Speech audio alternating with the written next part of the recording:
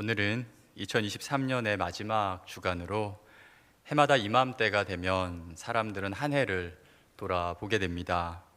여러 가지 다사다난했던 그러한 일들을 떠올리면서 그동안 여기까지 어떻게 살았는지를 돌아보게 되는 것입니다. 오늘 시편 23편의 다윗도 이처럼 자신의 삶을 돌아보면서 하나님께서 그에게 베풀어 주신 놀라우신 은혜에 대해서 하나님께 찬양하게 됩니다. 그는 우리가 아는 것과 같이 목동이었습니다. 아버지 이새의 막내 아들로 들에서 양을 지키던 자가 바로 다윗이었습니다.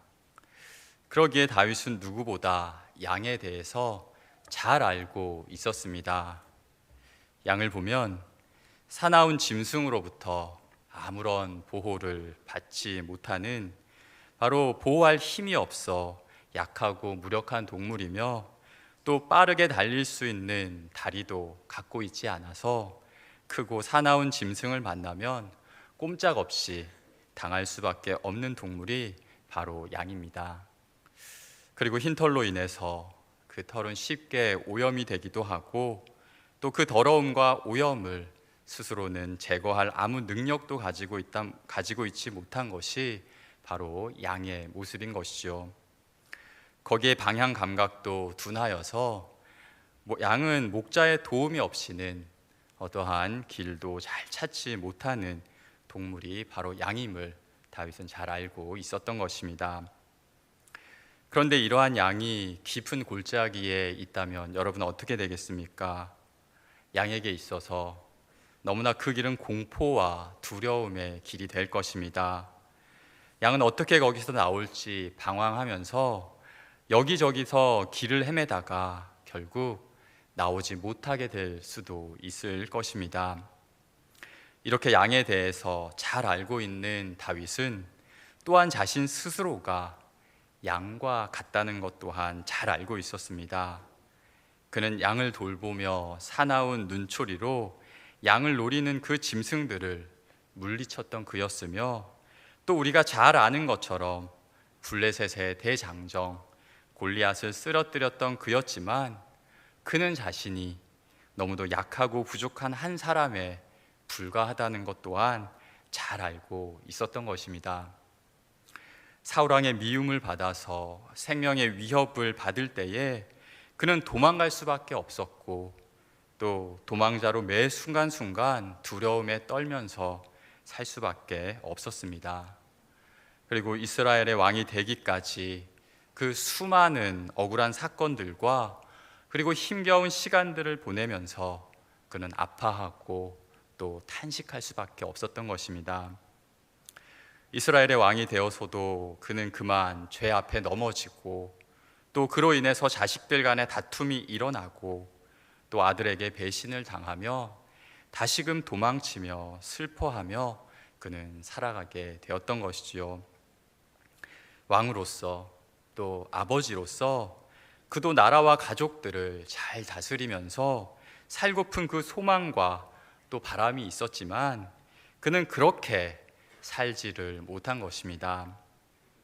목동일 때도 또 그리고 왕이 되어서도 누구보다 스스로 잘 살 수 있을 거라 생각한 그였지만 이렇게 실상은 너무도 약하고 부족한 양과 같은 스스로의 모습을 발견할 수밖에 없었던 것이지요.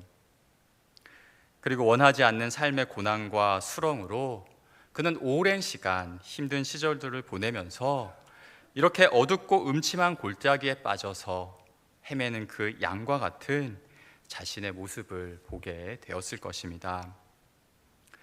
여러분, 하지만 이것은 단지 다윗만의 모습은 아닐 것입니다. 그것은 우리의 인생의 거울 속 그 모습이 이 다윗의 모습과 그렇게 다르지 않기 때문입니다.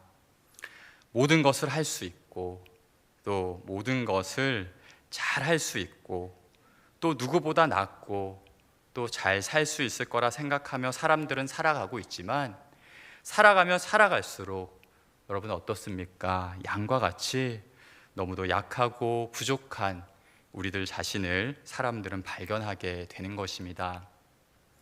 작은 아픔과 또 그 시련에도 크게 흔들리고 또 우리의 마음과 영혼을 지켜나가기가 힘든 것을 우리는 우리의 모습을 보면서 발견하게 되는 것입니다.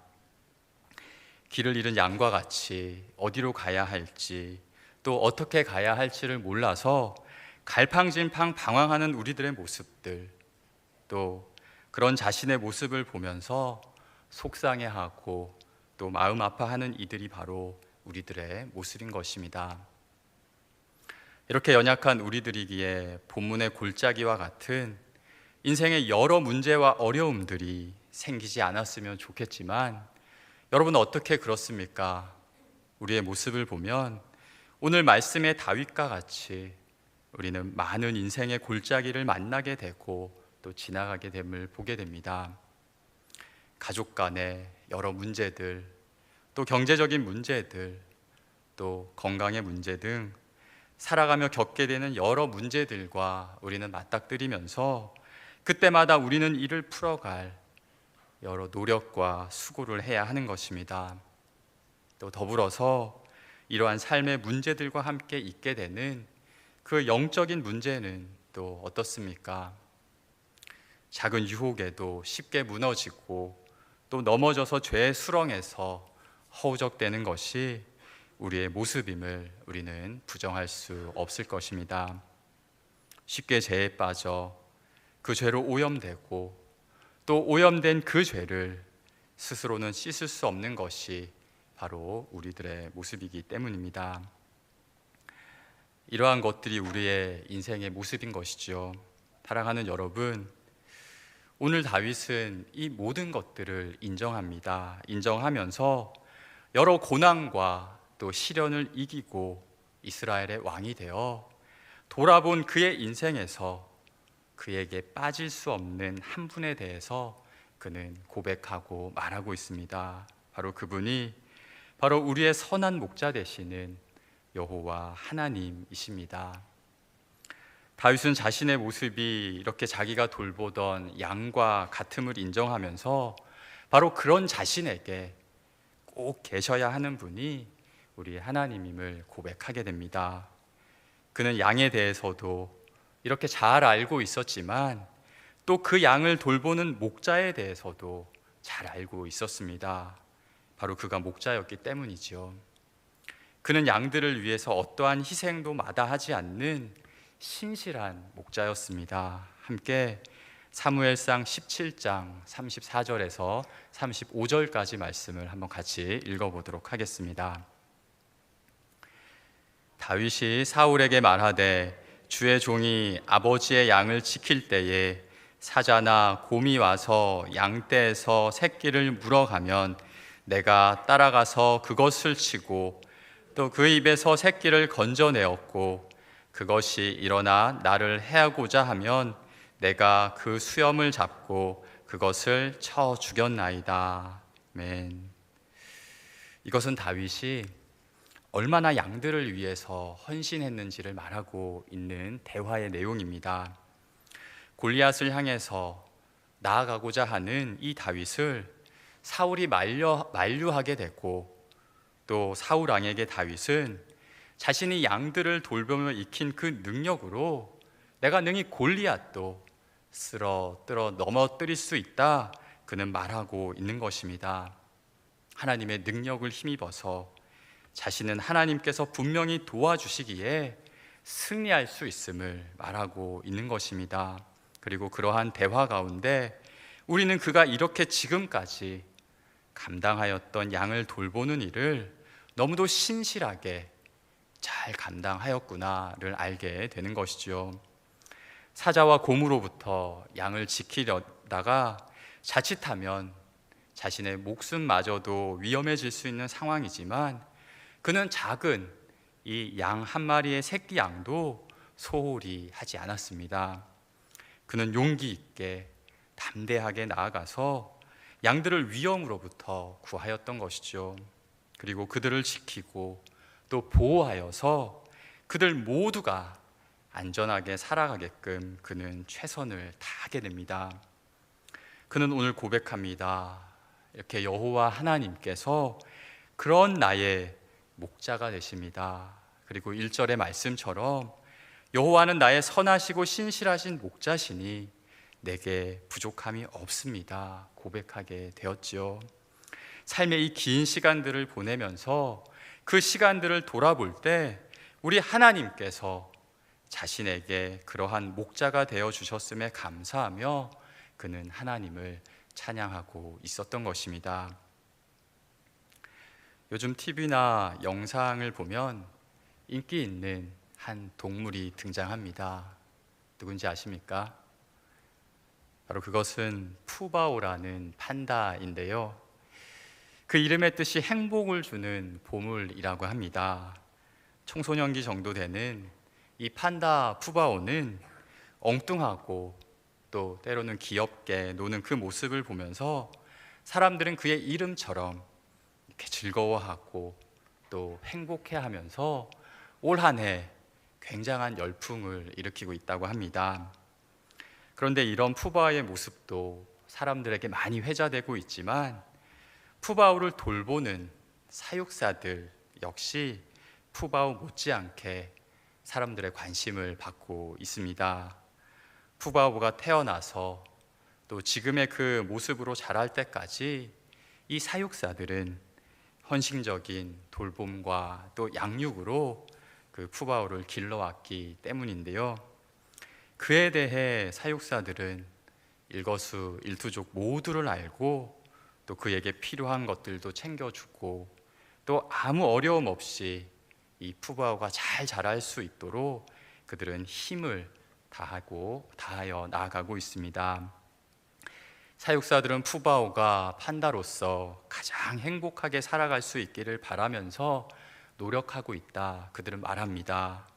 또 그러기에 푸바오에게 있어서 그들은 아마 절대적인 힘이 되는 것일 것입니다. 아마도 이러한 수고와 또 헌신이 없다면 지금의 푸바오가 있지 못하였을 것입니다.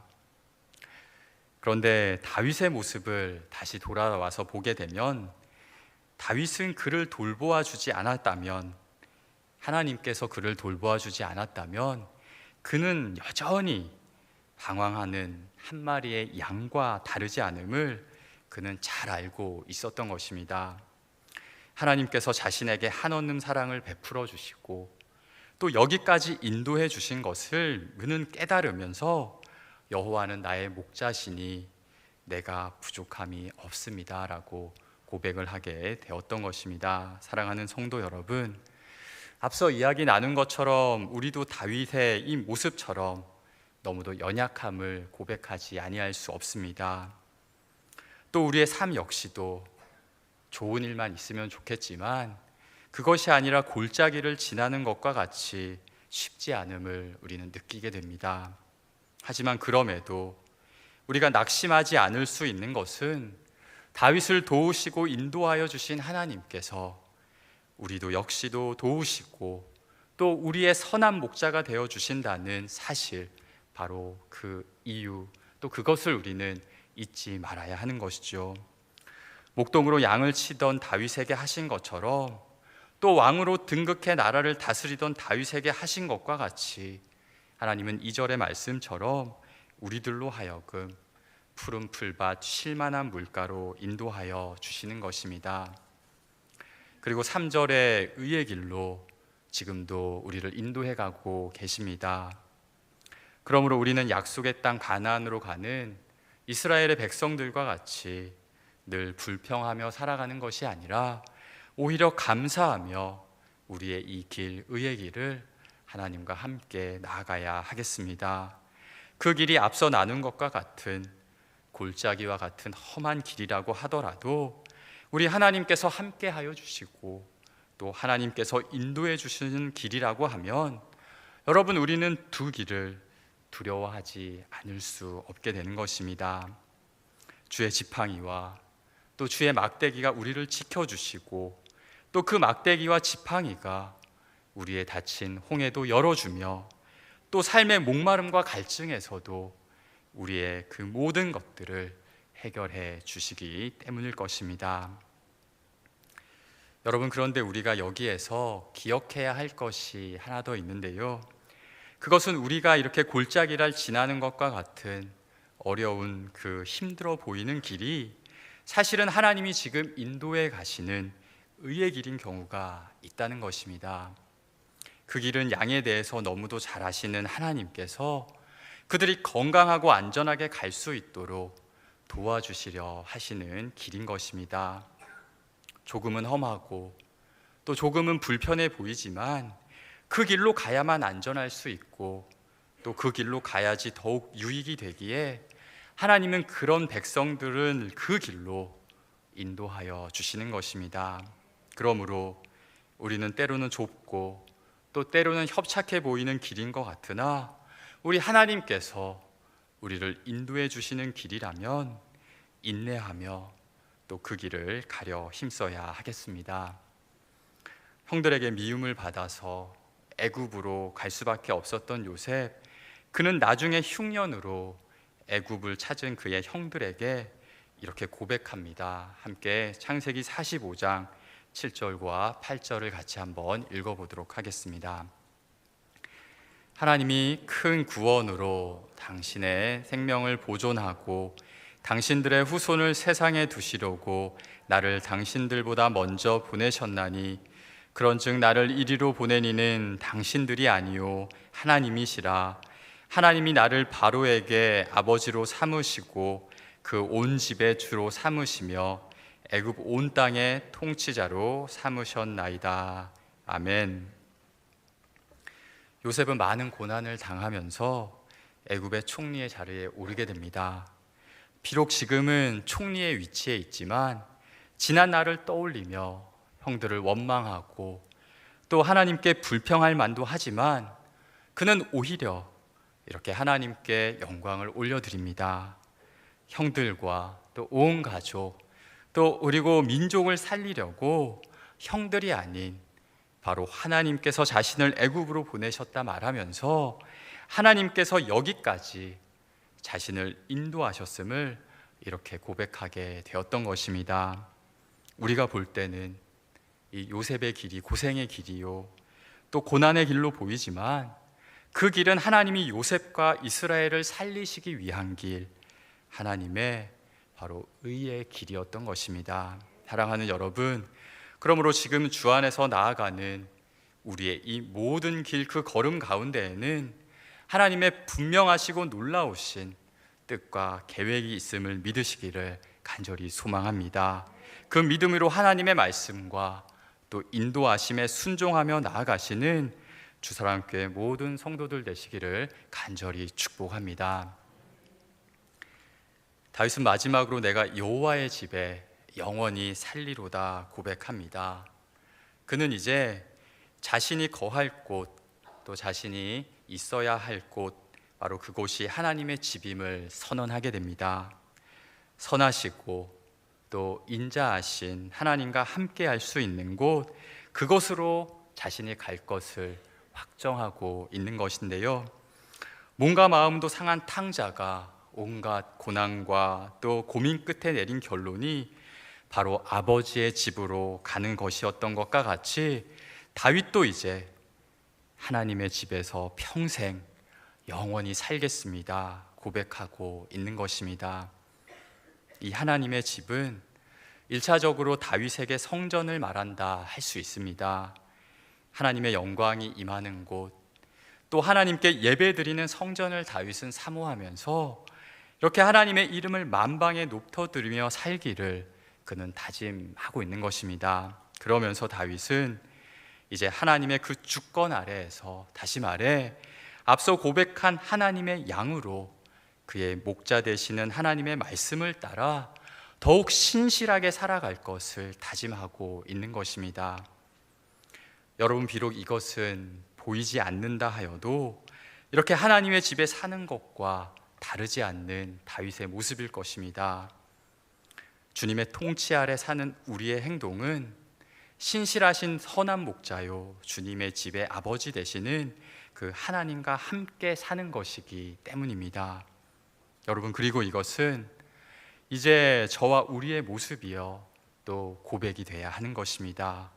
우리는 먼저 보이는 하나님의 집인 성전, 또 이 교회를 사랑하면서 하나님께 경배드리기를 기뻐해야 할 것입니다. 또 그러면서 보이지 않는 하나님의 집과 같이 하나님을 의지하시며 또 하나님의 주권과 그 통치 아래 살아간다면 하나님은 우리를 통해서 기뻐하시게 될 것입니다. 그러한 한 사람, 또 한 사람을 보시면서 양 한 마리를 찾고 또 떠났던 아들이 돌아온 것과 같이 하나님은 함께 기뻐하시며 또 즐거운 잔치를 열어서 그 기쁨을 함께 나누시게 될 것입니다. 영원히 거할 하나님의 집에 복된 가족으로 우리를 인도해 주실 것입니다. 사랑하는 여러분, 이제 우리는 하나님의 집의 어린 양이요 또 주님의 아들로 온전히 살아 우리 주님께서 예비해 주신 이 영원한 하나님의 집에 거하는 주의 백성들이 되어야 하겠습니다. 이것이 바로 또 우리의 소망이 되어야 하는 것이죠. 한 해를 마무리하면서 한번 생각해 보았으면 좋겠습니다. 하나님께서 올해도 의의 길로 우리를 인도해 주셨구나, 너무나 감사하구나, 이렇게 하나님께 감사드리시며 또 새해에도 그 길을 온전히 따르시어 하나님의 영원한 그 집을 향하여 함께 나아가시는 주사랑교회 모든 성도들 되시기를 주님의 이름으로 간절히 축복합니다. 기도드리겠습니다. 하나님 아버지, 감사합니다. 자신의 뜻에 따라 각기 제 길로 가려 하는 연약한 우리들을 사랑하시어 선하신 우리들의 목자가 되어주시니 하나님 감사드립니다. 그 은혜를 깨달아 주께서 인도하시는 의의 길로 온전히 나아가는 우리들 다 되게 하여 주시옵소서. 귀하고 복된 하나님의 집에 영원히 거하기를 기뻐하며 우리 주님과 동행하는 주의 백성들 다 되도록 우리를 도와 주시옵소서. 예수님의 이름으로 기도드립니다. 아멘.